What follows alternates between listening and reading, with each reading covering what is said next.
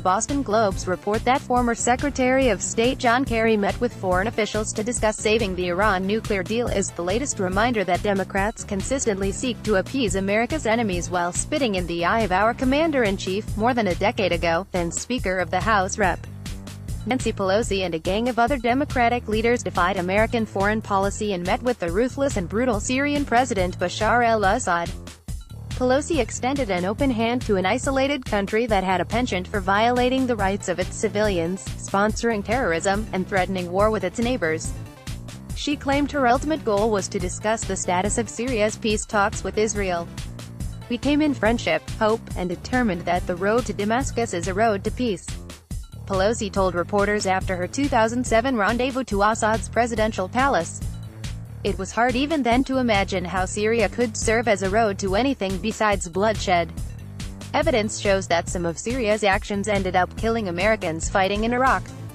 Still, incredulously, these elected officials went to the state sponsor of terrorism despite President George W.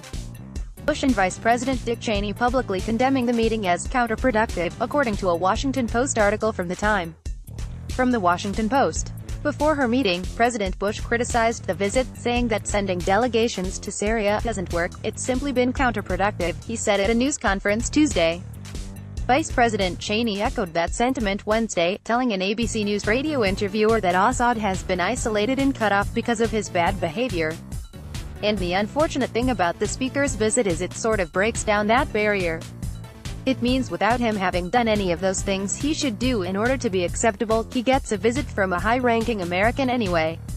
In other words, his bad behavior is being rewarded." In a sense, those on the ground in Syria who opposed Assad feared that the meeting would enable the Syrian government to do whatever it wanted. According to The Observer, Pelosi's visit made the regime feel that Americans were divided on how to deal with Syria. A Damascus-based women's rights activist who, like 5 other activists interviewed for this article, asked that his name be withheld because he feared punishment.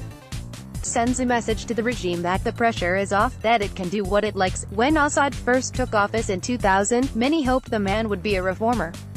But it quickly became apparent that Assad would increase authoritarian ways. Among his crackdown of enemies, Assad commanded pervasive censorship and surveillance and brutal violence against suspected opponents of the regime. Due to this, as well his sponsor of terror organizations like Hezbollah, the United States opted for a policy of isolation. Pelosi and her gang of Democrats felt by 2007 that Assad had been neglected for too long. Pelosi was joined by Democrats Henry A. Waxman, Tom Lantos, Louise M. Slaughter, Nick J. Rahal II, and the current co-chair of the Democratic Party, Keith Ellison. One Republican joined the group as well. Whatever hopes these officials had were based on false premises. They trusted Assad and his government over their own country. The meeting had emboldened Assad and legitimized his political oppression. Syria was then hit by a 4-year drought which only exacerbated political and economic tensions in the country. Assad's crackdown and censorship continued. The country soon slipped into warfare amongst its own people. Hundreds of thousands of Syrian lives lost later. The exact cause of the civil war and what America as a whole should have done differently can be debated. What cannot be debated is that at a time when American foreign policy should have been united, the Democrats chose to embarrass President Bush rather than have a thorough debate. At the time, Rep.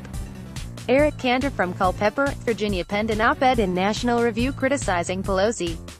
From National Review, last week the public sat stunned as Speaker Pelosi became the highest-ranking U.S. official to sit with Syrian dictator and terror sponsor Bashar al-Assad. If Speaker Pelosi's diplomatic foray into Syria weren't so harmful to U.S. interests in the Middle East, it would have been laughable.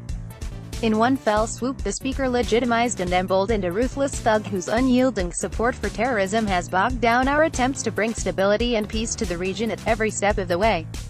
The excursion, condemned by most major newspapers, undoubtedly won Pelosi plaudits from her reflexively anti-Bush liberal base. But most instructively, it revealed why Democrats remain woefully unfit to set the nation's foreign policy. Presenting Assad with a new Democratic alternative code for making President Bush look feckless, Mrs. Pelosi usurped the executive branch's time-honored foreign policy authority. Her message to Assad was that congressional Democrats will forbid the president from increasing pressure on Damascus to stop its murderous way. Several leading legal authorities have made the case that her recent diplomatic overtures ran afoul of the Logan Act, which makes it a felony for any American, without authority of the United States, to communicate with a foreign government to influence that government's behavior on any disputes with the United States. Regardless of law, Pelosi proceeded to make al-Assad an important regional player without first having to become a responsible one. At such a critical moment in the volatile Middle East, this is no time for the United States to be sending out mixed signals to our enemies. How must our troops in Iraq, who live in daily fear of Syrian-supplied IEDs and weapons, feel about Mrs. Pelosi cozying up to Assad and telling him that, "We came in friendship, hope, and determined that the road to Damascus is a road to peace"?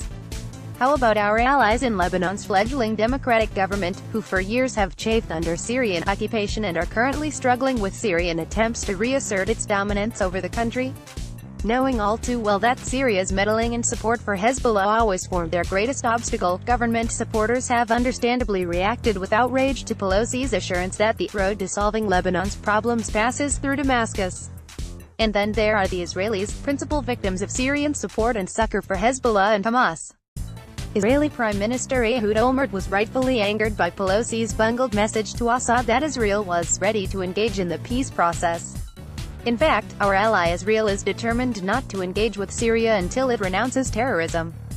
With Pelosi and other Democrats sending such soft signals, the Israelis would be well advised not to hold their breath. Had the Logan Act been enforced as Cantor mentioned, this cabal of self-proclaimed diplomats almost certainly would have been in violation. In essence, they were deliberately attempting to alter another nation's foreign policy by communicating with a foreign official.